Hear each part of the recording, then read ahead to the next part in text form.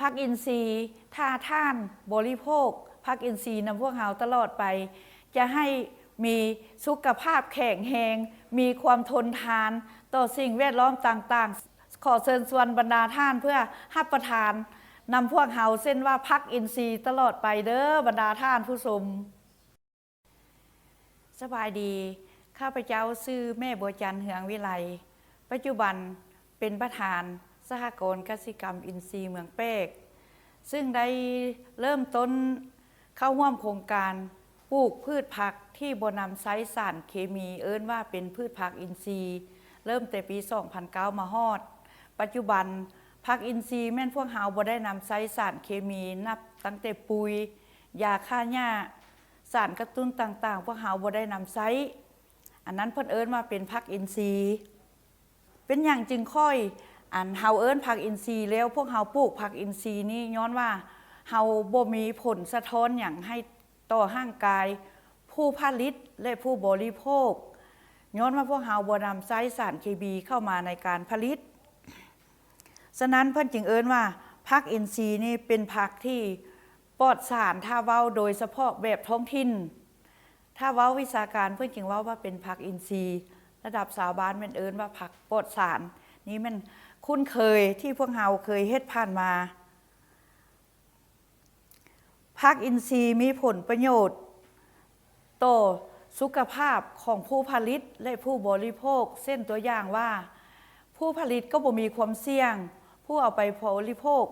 ก็บ่ย้านว่ามีสารตกค้างย้อนพวกเฮาบ่ได้นำใช้สารเคมีเข้ามาในการผลิตและก็พวกเฮาสามารถยืนยันว่าผักอินทรีย์มีผลประโยชน์หลายหนึ่งพวกเฮาสามารถเก็บรักษาไว้ได้ดนบ่เน่าบ่เปื่อย2เวลาเฮากินไปเฮาก็บ่ย้านว่ามีผลกระทบต่อสุขภาพแล้วก็บ่ย้านมีผลกระทบต่อสิ่งแวดล้อมต่างๆถือว่ามันดีเนาะผักอินทรีย์นี่ต่อร่างกายต่อสิ่งแวดล้อมต่างๆถือว่ามันบ่มีผลเคียงข้างทั้งหมดเฮ็ดให้พวกเฮามีสุขภาพดีสิ่งแวดล้อมก็ดีการนำใช้เทคนิควิธีการปลูกผักอินทรีย์แม่นพวกเฮาเริ่มตั้งแต่การกะเกียมดินและการปลูกแม่นพวกเฮาเฮ็ดแบบธรรมชาติหรือว่าแบบดั้งเดิมแต่พวกเฮามาเพิ่มเทคนิคเข้าแม่นพวกเฮากะเกียมดินต้องตากดินให้มันแห้งและดินที่บ่มีดินตอนอื่นที่ปลูกสารอยู่ใกล้เคียงเช่นว่าปลูกผักแล้วเขาเจ้าใส่สารเคมีตัวอย่างแม่นใส่ปุ๋ยใส่ยาฆ่าหญ้าอยู่อ้อมข้างถ้ามีตอนผักดังกล่าวนั้นพวกเฮาต้องเฮ็ดให้มีแลวกันซนบ่ให้มันปนเปกับผักทั่วไปพวกเฮาจึงเอิ้นว่าเป็นผักอินทรีย์ใดแล้วผักอินทรีย์นี่พวกเฮานำใช้เทคนิคตามขั้นตอนเพิ่นได้แนะนำการเรียนเช่นว่า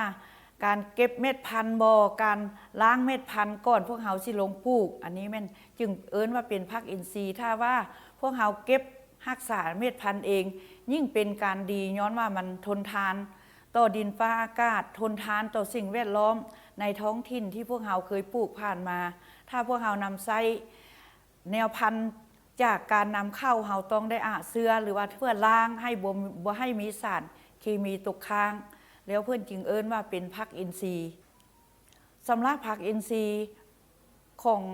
จุแม่ปัจจุบันมีตลาดบ่อนวางขายเพื่อนเอิ้นว่าเป็นตลาดคำกลางนาอาทิตย์นึงลง2วันคือวันพุธและวันเสาร์แล้วพวกเฮาจากที่ลงตลาด2วันแล้วพวกเฮายังมีห้านส่งนี่จะเป็นห้านซีนดาดฟ้าใหม่พวกเฮาส่งมื้อนึง5 กิโลถ้าหากมีแขกเพิ่มแม่นทางห้านได้สั่งพวกเฮาก็ได้ส่งตามออเดอร์ที่ห้านต้องการนี่แม่นพวกเฮาเริ่มจะตั้งปฏิบัติส่งห้านนี่มานับแต่วันที่1 เดือน 12มาฮอดปัจจุบันถือว่าพวกเฮาส่งมาเป็นตลอดทุกๆวันถ้าว่ามีผู้บริโภคมีความสนใจอยากซื้อนำผักอินทรีย์ของสหกรณ์พวกเฮาถือว่าวันพุธกับวันเสาร์เริ่มแต่6 โมงแม่นพวกเฮาเริ่มมีหน้าอยู่ตลาดแล้วหลังจากหันผู้ใดที่บ่สะดวกไปซื้ออยู่ตลาดก็สามารถไป ไปซื้อนำครอบครัวที่อยู่เทศบาลก็ได้เพราะว่าอยู่เทศบาลแขวงนี้มีสมาชิกพวกเฮาจำนวน 2-3 กลุ่มมีสมาชิกประมาณ20-30 ครอบครัวที่อยู่ใกล้สำนักงานห้องการของพนักงานที่เฮ็ดเวียกถ้าบ่สะดวกไปเอาถ้าต้องการ 3-5 โลแล้วผู้ผลิตเองสามารถส่งฮอดนาฮานนาบานใดเจ้าผ่านมาทุกวันนี้ที่ลูกค้าผู้บริโภคต้องการจำนวนหลายแม่นนึ่งแม่นเป็นว่าเป็นผักรวมมิตรหรือว่าผักจุ่มผักดาดนี่เป็นระดับหนึ่งระดับที่สองจะเป็นผักกาดหัวผักสลัดเหลือจากหั่นแม่นธรรมดาพวกเราไปขายอยู่ตลาดแต่ว่าผักจุ่มผักดาดนี่เป็นผักรวมมิตรนี่ถือว่าลูกค้าทุกคนที่ต้องการอยู่นำครอบครัวและอยู่ตลาดตัวนี้เป็นระดับหนึ่งที่พวกเราได้ขายดีความนิยมของผู้บริโภคราคาผักอินทรีย์พวกเราใน1 ปีพวกเราจะวางอยู่2ระดับคือฤดูแล้งและฤดูฝนฤดูแล้งถือว่าเป็นฤดูนี้เนาะว่าฤดูแล้งแต่เดือน4ถึงเดือน7พวกเราราคาพวกเราจะบ่เอาสูงย้อนว่า